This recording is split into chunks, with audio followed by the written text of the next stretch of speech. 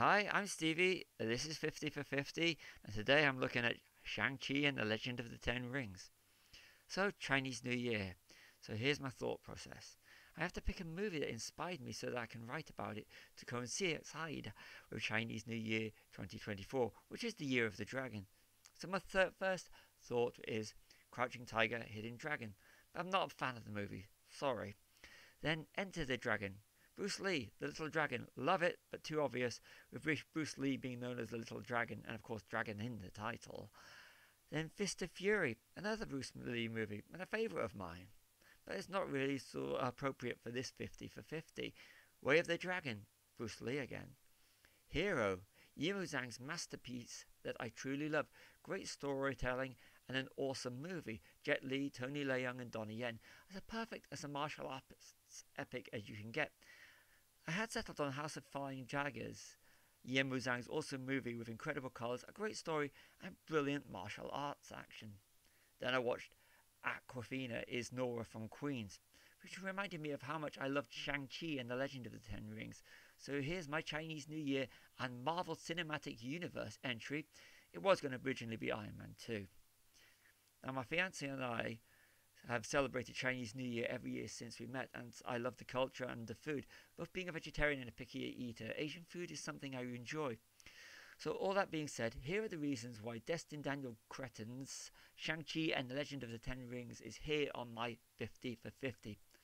Let's go with the very basics to start with. Since Avengers Endgame, Shang-Chi is my favourite MCU movie, as this is the most fun, and not just because it brought back Ben Kingsley as Trevor Slattery, the fake Mandarin from Iron Man 3 and All Hail the King, but Simu Liu as Shang Shawn, who went on to appear in Barbie and has some serious star power, is perfect as the most enjoyable MCU hero introduced post Endgame. Tony Leung from Hero as Zhu Wenwu, Shang-Chi's father, is perfect casting, and he gives a fantastic performance. Oscar winner Michelle Yeoh from Everything Everywhere All at Once, Crouching Tiger, Hidden Dragon, Tomorrow Never Dies, Crazy Rich Asians. She's in a lot of incredible things. But check out American-born Chinese on Disney Plus. If you haven't seen American Born Chinese, check it out. It's fantastic. One season. And a major reason why Shang-Chi and the Legend of the Ten Rings is here and is my MCU entry for my 50 for 50 is Aquafina as Katie. She is perfect. Katie grounds the movie as Shang-Chi Sean's bestie. She is funny and she steps up at the end as being a brilliant hero herself. Aquafina is just brilliant. Katie is the every person that we as an audience can relate to. And when all the craziness, especially when all the craziness goes off around her, she is what needed in a movie like this. She really grounds the movie. Katie is a fantastic character, and she's, in my opinion, the most enjoyable character in the movie. Now, if you were young enough or old enough to remember Teenage Mutant Ninja Turtles or Hero Turtles as they were from the late 1980s to present. I mean, I grew up in an era where it was the Hero Turtles cartoons and the first Teenage Mutant Ninja Turtles movies. Then the Turtles may have been your first entry into martial arts. Of course, you could argue that the Karate Kids from 1984 is also one with the karate, but for a lot of my generation, you had and the generation that just followed mine, it was like the Teenage Mutant Ninja Turtles. Now, if I'd had Shang-Chi when I was growing up, it would definitely have been my introduction into Asian cinema, into the whole martial arts thing that would have took me on to watching the likes of Bruce Lee and other martial arts movies. Shang-Chi is a perfect introduction to the culture and like that. Whereas I had the likes of Brandon Lee with the Showdown in Little Tokyo, The Crow, Rapid Fire, and Jean-Claude Van Damme. But Shang-Chi would have been up there.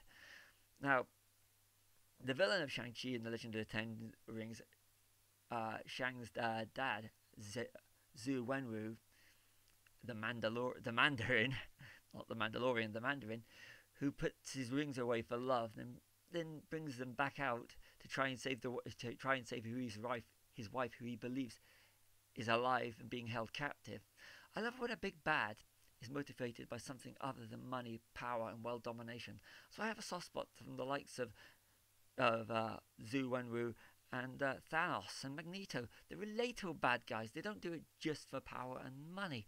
I find that they ground the movie more than the one that just wants, power.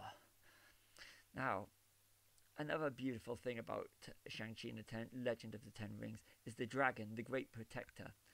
I always feel that at least it looks like a bit of a koi carp or goldfish with its scale, with the dragon, the Great Protector scales, and the colour of it. It does have a very fish feel to it.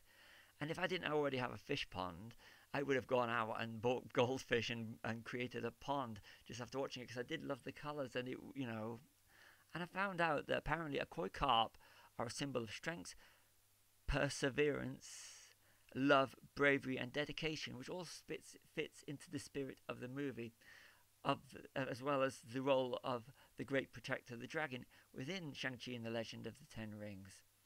Now, these are just a few of the reasons why I love this movie.